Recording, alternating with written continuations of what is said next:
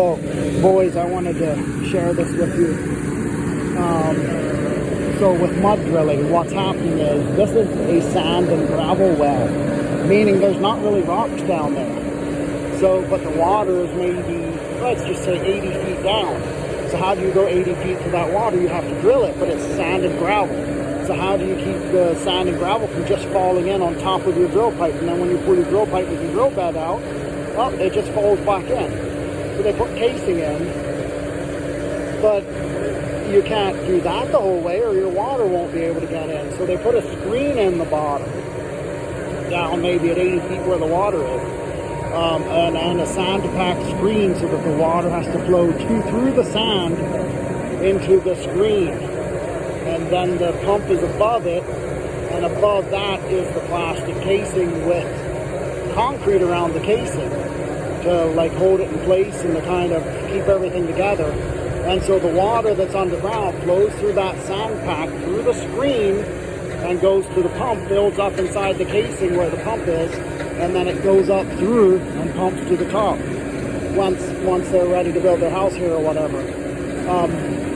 But the reason for using this is as they drill the hole, obviously, they're using plastic casing. They can't put the casing in while they're drilling because the hole has to be bigger than the casing. So they use the mud to stabilize the hole. The mud helps bring the cuttings up as the pump rotates it. There's a mud pump on the other side of the rig, and it takes the mud down through the center of the drill pipe. As the bit, drills through the sand and gravel, the broken up sand and gravel comes up the outside of the drill pipe, being carried by the mud. It goes to this tank to separate it. The mud sinks to the bottom of the tank. There's also this red thing that helps get the sand out, feeds it off. This is wet sand that it got shook off, so that the mud can keep carrying that out. That way the mud's clean when it goes back down. What they call mud, it's drilling fluid. It's water with like polymers and bentonite to help carry it. Anyway, so pretty interesting stuff. I don't know if I explained it to you very well, but hopefully you kind of understand the context of drilling a sand and gravel well. This rig only has a small air compressor, if I saw right. What will happen is the drill rig will, the air compressor will be used at the end then to clean all the mud and water and junk out of it, so that the clean water that flows into the well can be what's used. This is what they call an artesian well, so it's a little bit challenging because the water naturally wants to fill the well, the groundwater, without the water that's, rainwater, whatever water comes from the top. Human pee, animal pee, technically can be in your well water, can be in any water you drink, but it's been filtered through the top, washed down, filtered, and by the time it gets down to the sand and gravel or to the live bedrock in our area, it's water. So anyway, that's a very interesting thing. They're still drilling. They're drilling a lot slower, but it's also a lot quieter. And they check the mud weight.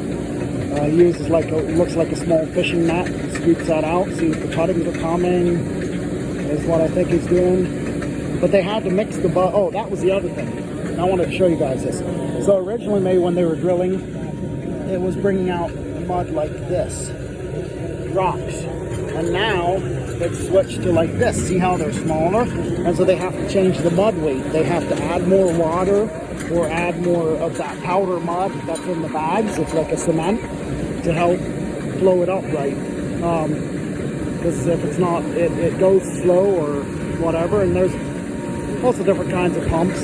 Anyway, I have a lot to learn about mud drilling, but it's interesting, and there's actually a professional career called chemical engineer, fluid engineer, where you can learn how to mix different muds and stuff, different drilling fluids. What'll help carry which rock pieces better, what'll help carry which mud piece, dirt pieces better, and it can become a very thorough thing. And chemical engineering is what I think it falls under. So pretty interesting stuff, and don't know what else. I'd ask you if you have any questions, but I was going to say there's a challenge with this well because it's an artesian well, meaning the water, so normally water flows through the rocks, through the whatever's underground into the hole because there's basically a cavity there. But this, the way I understand it, has like pressure down there by itself, like natural pressure, like enough that it would flow out of the top of the well without a pump. So that's pretty cool because if your electricity's out, I think you'd still have water. But it creates a little bit of a challenge while drilling because the water, the mud, is like there's extra pressure there pushing. Like they use math to figure out what weight to make the mud to make that it doesn't just like leak out the rocks on the side of the well and brings the fluid up because they don't have casing there yet. But they also don't want to. This has a different dynamic because it has pressure from the outside and it has the weight pressure and this pressure from the inside, but also has pressure from the outside as that water's trying to flood in, which would, if it got in, it would lighten their drilling fluid and then it might not be heavy enough to carry the dirt and broken rocks up. So they have to use different math, different engineering to figure out what weight to make it. Another interesting thing about that is, there's something called a filter cake. I learned this down in Texas, Houston, Texas, at MI Swaco Mud School. They use the mud, actually, the bentonite creates like a cake.